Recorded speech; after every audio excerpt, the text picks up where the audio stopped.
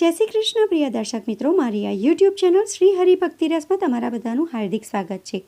आजना video में आपणे नवरात्रिना बीजा दिवस विषे बात करीशुं। नवरात्रिनो बीजो दिवस एटले माँ दुर्गाना बीजा स्वरूपनुं प्राकट्य। माँ दुर्गाना बीजा स्वरूप ब्रह्मचारिणीनी पूजा करवामां आवे छे। माता ब्रह्मचारिणीना आशीर्वादथी व्यक्ति पोताना कार्यमां सफળ થાય છે। દરેક ખરાબ સમયમાં લડવા માટેની ક્ષમતા પ્રાપ્ત થાય છે। માતા બ્રહ્મચારિણીની કૃપાથી એ વ્યક્તિને જપ તપ ત્યાગ સંયમ વગેરે પ્રાપ્ત થાય છે।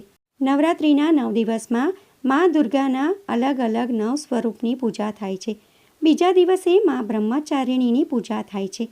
આગળના વિડીયોમાં મેં જણાવ્યું તેમ તમારી પાસે જો બીજા સ્વરૂપોનો ફોટો કે મૂર્તિ ના હોય તો તમે माँ अंबेना फोटा के मूर्तिनी स्थापना करी शको छो। नवरात्रिनी पूजा दरमियान ब्रह्मचर्यना नियमोनुं पालन करो। आसन पर बेसीने माता ब्रह्मचारिणीनुं ध्यान करो। त्यारबाद तेमने अक्षत, फूल, फळ, साकर, पंचामृत, धूप, दीवो, नैवेद्य वगैरे अर्पण करो। तेमने अर्पण करती वखते माँ ब्रह्मचारिणीना पूजा मंत्रनो पाठ करो, आरती करो अने थाळ गाओ। त्यारबाद भोगमां जे वस्तु तमे धरावी होय एमनो प्रसाद वहेंचो। त्यारबाद तमारे माताजीना पाठ, एमना भजन कीर्तन अने एमना मंत्रनो जाप पण तमारे करवानो छे।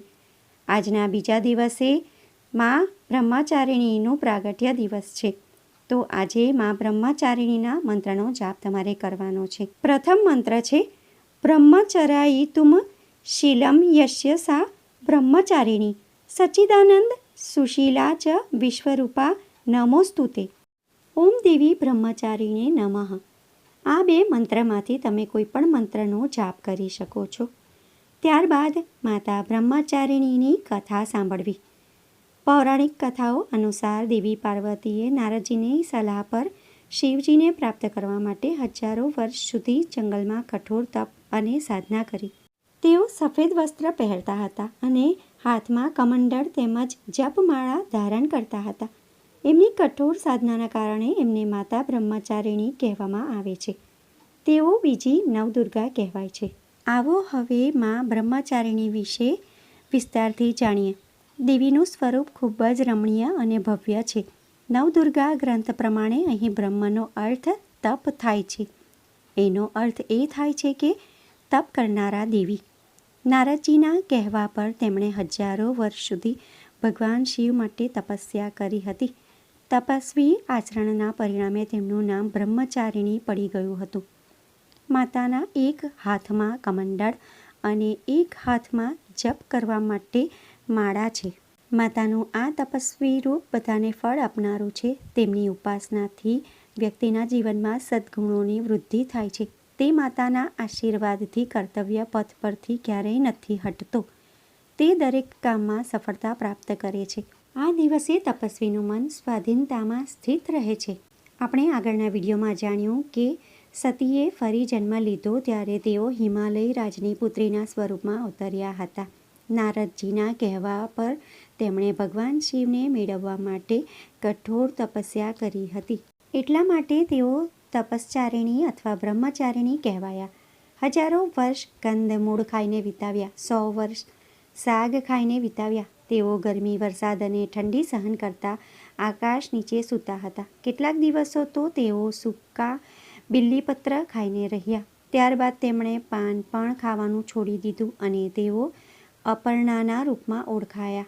ભગવાન શિવે અનેક વખત તેમની પરીક્ષા લીધી, તેમાં તેઓ સંપૂર્ણ સફળ થયા।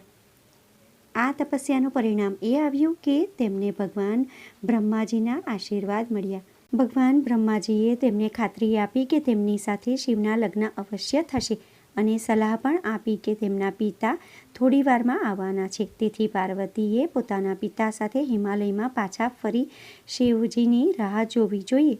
મહિલાઓ આ દિવસે સફેદ સાડી પહેરે છે। દેવી પુરાણ પ્રમાણે કુંવારી કન્યાઓને આ દિવસે ભોજન કરાવવામાં આવે છે। તો આ હતી માતા બ્રહ્મચારિણીની કથા। तो बोलो श्री अंबे मातनी जय। भक्तो, आजना विडियोमां आपणे माता ब्रह्मचारिणीनी पूजा कई रीते करवी ए जाण्युं, एमनो मंत्र विषे जाण्युं अने एमनुं प्रागट्य केवी रीते थयुं ए पण जाण्युं। आशा करूं छुं के विडियो तमने पसंद पड्यो हशे। જો વિડીયો તમને પસંદ પડ્યો હોય તો વિડીયોને લાઇક કરજો અને બીજા લોકો સુધી વિડીયોનો પ્રચાર કરજો, જેથી બીજા લોકો પણ આ કથા વિશે જાણી શકે. કોમેન્ટમાં જય અંબેમાં, જય બ્રહ્મચારિણીમાં જરૂરથી લખજો. ફરી મળીશું એક નવા વિડીયો સાથે. ત્યાં સુધી બધા ભક્તોને મારા જય શ્રી કૃષ્ણ. જય અંબેમાં. વિડીયો જોવા માટે ધન્યવાદ.